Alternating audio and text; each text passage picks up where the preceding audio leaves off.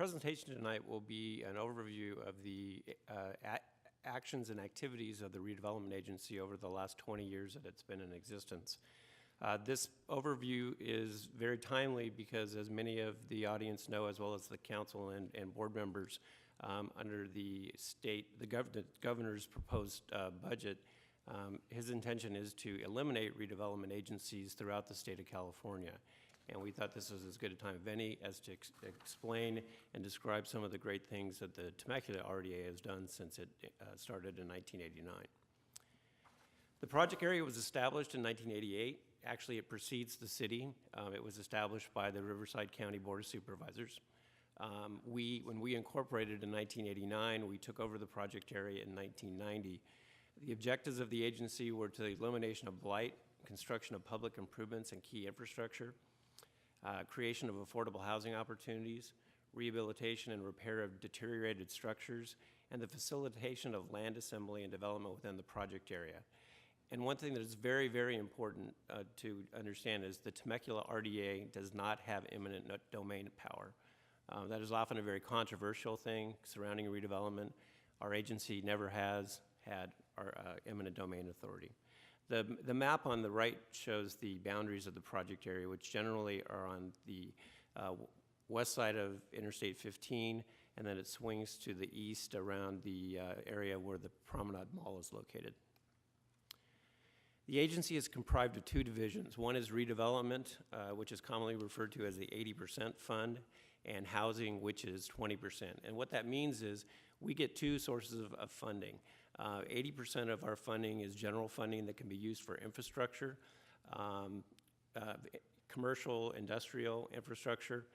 20% of the money has to be set aside only for the production of affordable housing in the community. How the projects are funded through the Redevelopment Agency is through a tool called tax increment financing.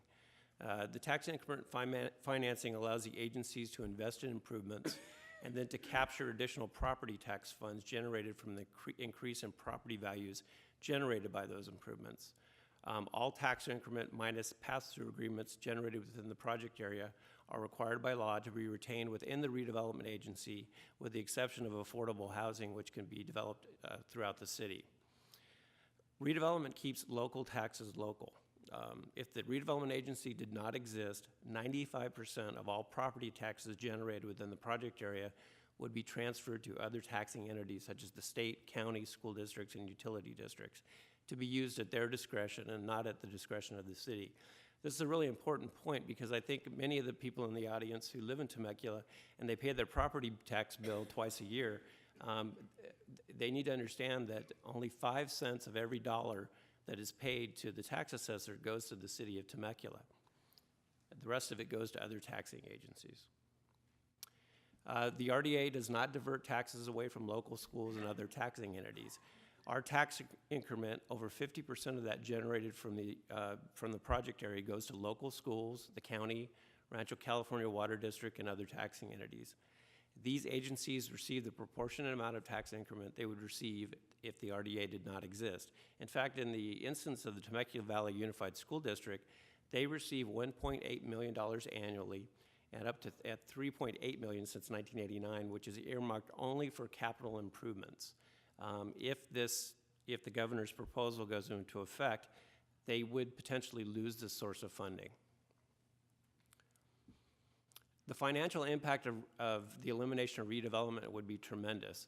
Currently, as I talked about in terms of tax revenue, within the project area, outside of the project area, we receive 5 cents on the dollar. Within the project area, the city receives 45 cents of every dollar in property taxes collected within the redevelopment project area. This money has to be directed back into the city of Temecula. If the redevelopment agency is eliminated, the city would lose 40 cents to the state and then collect only 5 cents on every dollar for properties taxes generated in the project area. Property tax that is not directly received by the RDA is sent directly to the state and not reinvested in Temecula if the governor's proposal goes forward. The Temecula Redevelopment Agency has invested nearly $87 million in completed capital improvements that directly benefit the local community. Some examples of these are Cal State San Marcos and Temecula. The redevelopment agency invested $3 million with a partnership with TVUSD as well as the city of Murrieta to bring Cal State San Marcos at Temecula last year. The RDA funded construction and installation of classrooms and laboratory facilities, reusing one of TVUSD's vacant elementary school sites. And one important thing about redevelopment funding is there's a thing called the multiplier effect. On the local economy, a $3 million investment by the RDA results in over $72 million in annual spending impact. The president of Cal State San Marcos actually provided us with this quote. Cal State San Marcos at Temecula represents the power of a shared vision and the motivation of many people who are eager to continue to transform a region with opportunities for public higher education.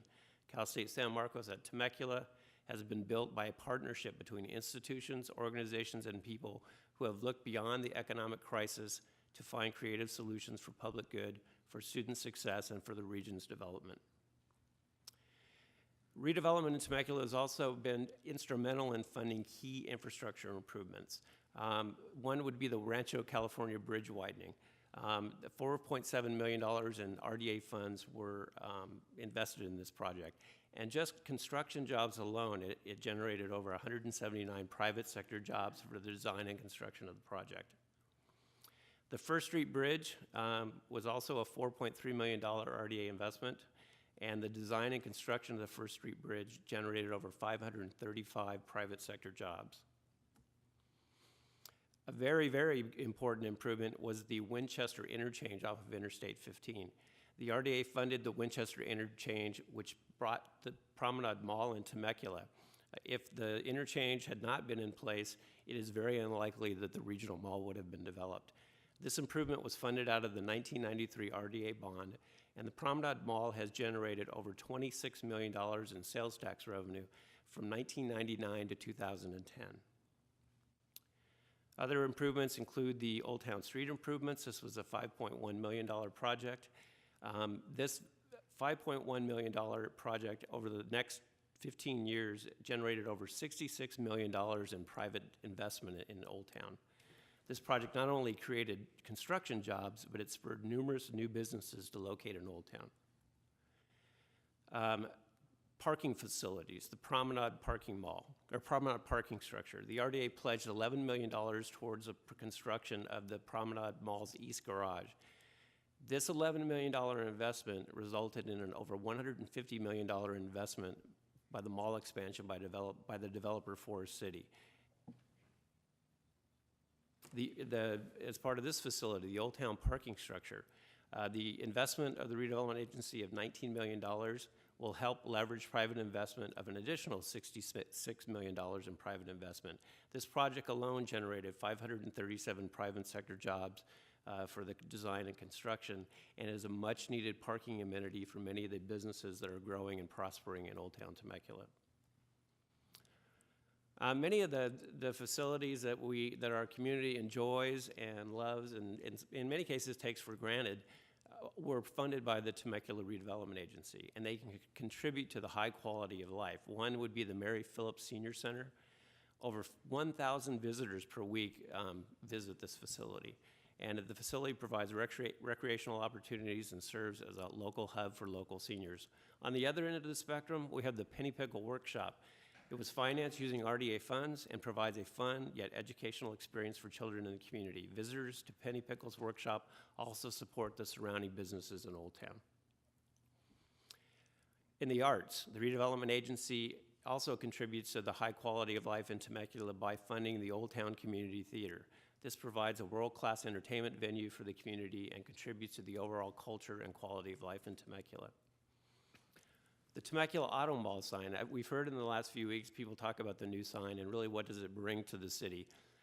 RDA funds were expended to construct this new sign, which will actually be energized in the next couple weeks.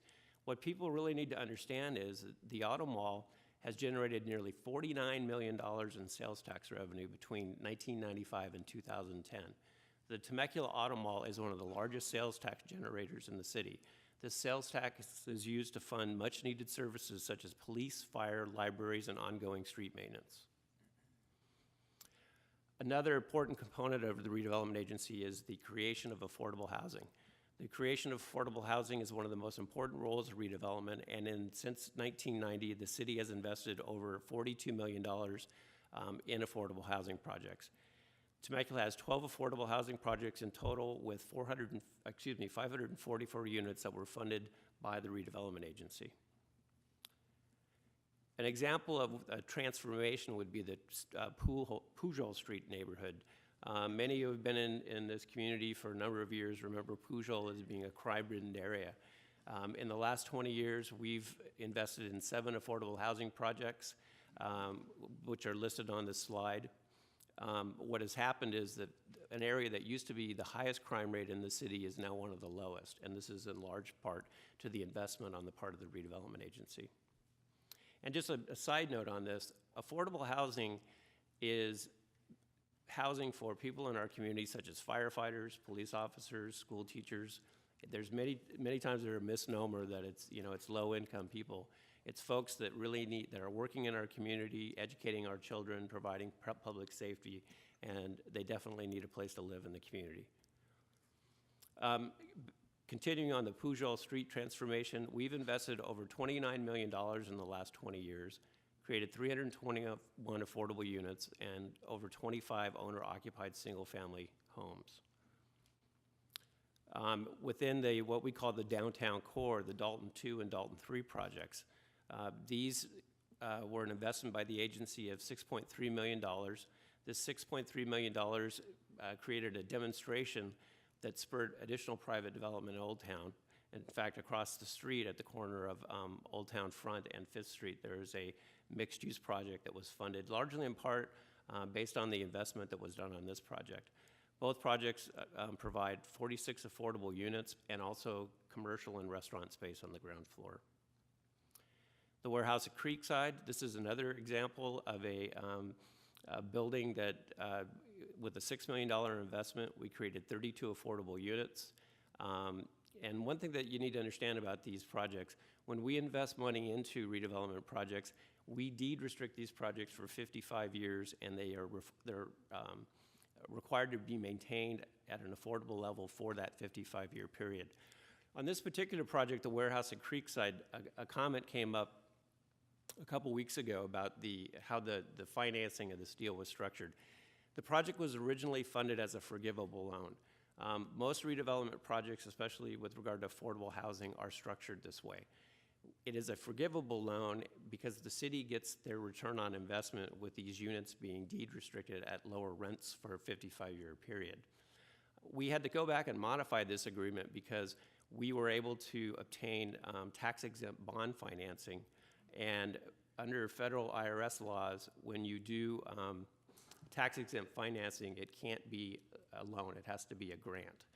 It's the same purpose. It was a forgivable loan before. The agency was not going to get the money back as long as they complied with the 55-year period or deed restriction.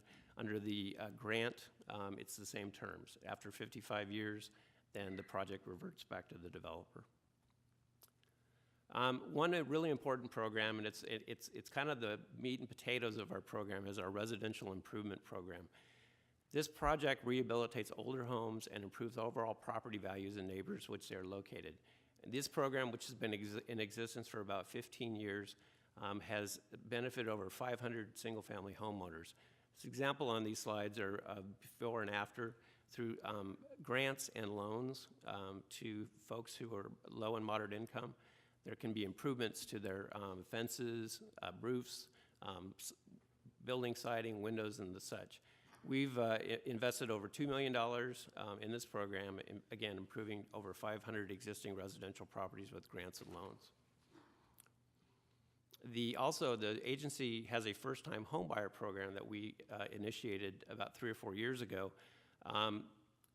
Since the inception of the program, we've successfully completed 10 first-time homebuyer loans for a total of $340,000, which allows folks to buy homes in the community and become part of the home ownership dream that many Americans strive for.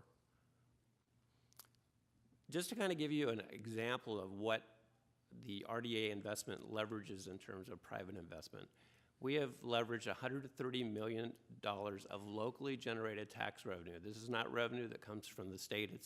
It's generated by property taxes here, to over $1.6 billion in private investment, both in commercial, industrial, and affordable development within the city of Temecula. An example, when the project area was formed, the assessed valuation of the project area was $365 million. As of 2009, 2010, the value has risen to over $2.3 billion in assessed valuation. There's been an increase of nearly $2 billion, much in large part because of investment by the Redevelopment Agency. Redevelopment investment is a local economic multiplier. For every $1 invested locally by the Redevelopment Agency, $13 in private investment is generated locally as a result. Without the RDA, that $1.6 billion invested locally would have otherwise been spent in other places such as Sacramento. Redevelopment creates jobs, specifically just in the area of construction.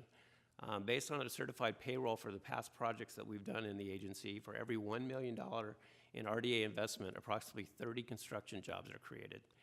Over the 20-year life, we have created over 4,000 construction jobs, not to mention the jobs that are created by the businesses that occupy these facilities once the projects are completed. We also, the RDA is a job creator. The Abbott Vascular, which is one of the largest employers in the city of Temecula, through an agreement with the Redevelopment Agency, they did over a 300,000 square foot expansion, and they created 500 jobs that are paying between $45,000 and $85,000 per year.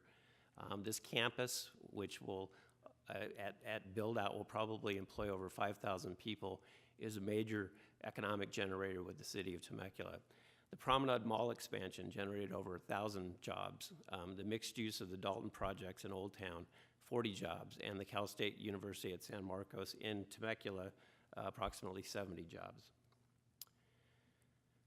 Redevelopment provides for a better quality of life for Temecula citizens by, one, funding higher education, creating jobs, funding infrastructure, funding affordable housing, and leveraging additional private investment in the city.